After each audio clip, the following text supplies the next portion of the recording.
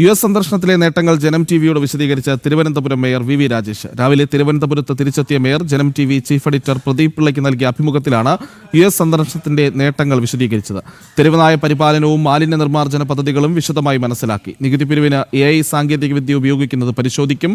നഗരസഭാ ഉദ്യോഗസ്ഥരുമായി ഇത് സംബന്ധിച്ച ആദ്യഘട്ട ചർച്ച നടത്തിയെന്നും മേയർ പറഞ്ഞു. വിളപ്പിൽശാലയിൽ ലോകോത്തര നിലവാരത്തിൽ ചികിത്സാ കേന്ദ്രമൊരുക്കും.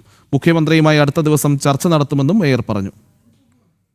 നമ്മുടെ വിളപ്പിൽശാല 50 ഏക്കർ പ്രോപ്പർട്ടി കോർപ്പറേഷനുണ്ട്. അതിൽ നിന്നും കുറച്ച് സ്ഥലം മാറ്റി വെച്ച് കഴിഞ്ഞാൽ ഒരു ലോകോത്തര നിലവാരമുള്ള ചികിത്സാ കേന്ദ്രം അല്ലെങ്കിൽ റിസർച്ച് സെൻറ്റർ തുടങ്ങുന്നതിനെ കുറിച്ച് തിരുവനന്തപുരത്ത് കുറേ കാലമായി ഒരു ചർച്ച നടക്കുന്നുണ്ട്. അത് ബഹുമാനപ്പെട്ട മുഖ്യമന്ത്രിയുടെ ഉൾപ്പെടെ സഹകരണത്തോടുകൂടി ഇടപെടലോടുകൂടി അത് സാധ്യമാക്കി എടുക്കാമെങ്കിൽ MP പിള്ള സാർ ഉൾപ്പെടെയുള്ളവർ മുൻപിൽ നിന്ന് നയിക്കാം. അപ്പം നമുക്ക് നമ്മുടെ ഉദ്യോഗസ്ഥർക്കും നേതാക്കന്മാർക്കും ഒക്കെ ലോകോത്തര നിലവാരത്തിലുള്ള ചികിത്സ കിട്ടുമ്പോൾ നമ്മുടെ സാധാരണക്കാരനും അത് കിട്ടുന്ന രീതിയിൽ ഉള്ളൊരവസ്ഥ കേരളത്തിലുണ്ടാവണം. ഒരു മണി മോട്ടീവ് അല്ല, അതിലപ്പുറം ഒരു സാമൂഹ്യ പ്രതിബദ്ധത നിറവേറ്റുന്ന തരത്തിലുള്ള എന്നാൽ ലോകോത്തര നിലവാരത്തിലുള്ള ചികിത്സ കിട്ടുന്ന തരത്തിൽ നമ്മുടെ നാട്ടിൽ അങ്ങനെയുള്ള മാറ്റങ്ങൾ ഉണ്ടാവണമല്ലോ. ഈ പ്രോജക്റ്റ് ഉദ്യോഗയുടെ കോർപ്പറേഷൻ തലത്തിൽ ചർച്ച ചെയ്യുന്നുണ്ടോ? ഉദ്യോഗസ്ഥരുമായിട്ടൊരു ആക്ഷൻ പ്ലാൻ ഞാൻ ഫസ്റ്റ് റൗണ്ട് ഉദ്യോഗസ്ഥരായിട്ട് ഇരുന്ന് കഴിഞ്ഞു രാവിലെ. ഇന്ന് തന്നെ ഇരുന്ന് കഴിഞ്ഞു. ഇന്നൊരു 1 മണിക്ക് 12:30 മണിക്ക് ഫസ്റ്റ് റൗണ്ട് ഉദ്യോഗസ്ഥരുമായി നമ്മുടെ കോർപ്പറേഷൻ സെക്രട്ടറി, അവൈലബിൾ ആയിട്ടുള്ള കൗൺസിലർമാർ, പിന്നെ സൂപ്രണ്ടിംഗ് എഞ്ചിനീയർ ഉൾപ്പെടെയുള്ളവരുമായിട്ട് ഒരു റൗണ്ട് ഇരുന്നു. കാര്യങ്ങളൊക്കെ അവരെ അറിയിച്ചു. അതിനുശേഷം അടുത്ത എങ്ങനെയാണ് AI നമ്മുടെ ടാക്സ് കളക്ഷൻ രംഗത്ത് ഉപയോഗിക്കാൻ AI എങ്ങനെ വിനിയോഗിക്കുക എന്നുള്ളതിനെക്കുറിച്ച് ഞങ്ങൾ ആലോചിക്കാനിരിക്കുന്നുണ്ട്. പിന്നെ 19-ാം തീയതി ഈ ഹോസ്പിറ്റലുമായിട്ട് ബന്ധപ്പെട്ട് ബഹുമാനപ്പെട്ട അവരിപ്പോൾ അതിൻ്റെ സംഘാടകരൊക്കെ ശ്രമിക്കുന്നുണ്ട്. മുഖ്യമന്ത്രി കിട്ടുമെങ്കിൽ അദ്ദേഹത്തിൻ്റെ തന്നെ സാന്നിധ്യത്തിൽ അടുത്തൊരു ചർച്ച ഉദ്ദേശിക്കുന്നുണ്ട് ഓഗസ്റ്റ് 19-ാം തീയതി. ഞങ്ങൾക്ക് വളരെ നല്ല ക്ലാരിറ്റി ഉണ്ട്. ഒരാശയം മുന്നോട്ട് വയ്ക്കുന്നു, ഒരു ചർച്ച മുന്നോട്ട് വയ്ക്കുന്നു. അതിൽ വിദേശ മലയാളികളുടെ സഹായമാണ് ചോദിച്ചത്. അതൊരു കോർപ്പറേഷൻ ചെയ്യാൻ സാധിക്കും. പക്ഷേ അതിൻ്റെ ബാക്കി ഡോക്യുമെൻറ്റേഷനും ഇംപ്ലിമെൻറ്റേഷനും ഒക്കെ വരുമ്പോഴേ എക്സിക്യൂഷൻ ഇംപ്ലിമെൻറ്റേഷനൊക്കെ വരുമ്പോഴേക്കും സംസ്ഥാന സർക്കാരിൻ്റെയും കേന്ദ്ര സർക്കാരിൻ്റെയും കൂടി ഇടപെടലോടുകൂടി സാധിക്കുള്ളൂ. പക്ഷേ ആ ചർച്ചകൾക്കും തുടക്കം കുറിക്കാൻ സാധിക്കും. ഇപ്പം നമുക്ക് തിരുവനന്തപുരം കോർപ്പറേഷൻ മേയർക്ക് ബഹുമാനപ്പെട്ട മുഖ്യമന്ത്രിയും സംസ്ഥാന ആരോഗ്യവകുപ്പ് മന്ത്രിയും കണ്ട് ഇങ്ങനെയാണ് ചില ആശയങ്ങളുണ്ട്, ഇവർ സഹകരിക്കാൻ തയ്യാറാണ് എന്നുള്ള നമ്മുടെ ശ്രദ്ധയിൽ അവരുടെ ശ്രദ്ധയിൽ കാര്യം വന്നിട്ടുണ്ട്. സ്വാഭാവികമായിട്ട് അവർക്ക് ക്യാബിനറ്റിൽ വയ്ക്കാം. ക്യാബിനറ്റ് ചർച്ച ചെയ്ത് കഴിഞ്ഞാൽ പോസിറ്റീവുള്ള കാര്യമാണ്. സംസ്ഥാന സർക്കാർ അത് അംഗീകരിക്കും. സ്വാഭാവികമായിട്ടും കേന്ദ്ര ആരോഗ്യമന്ത്രിയുമായിട്ടും കേന്ദ്രമന്ത്രിയും കാണാൻ വിദേശകാര്യമന്ത്രിയുമായിട്ട് നമുക്ക് സംസാരിച്ച് പ്രപ്പോസൽ മുമ്പോട്ട് വന്നു കഴിഞ്ഞാൽ പറ്റുന്ന കാര്യമാണെങ്കിൽ അവർ അംഗീകരിക്കും.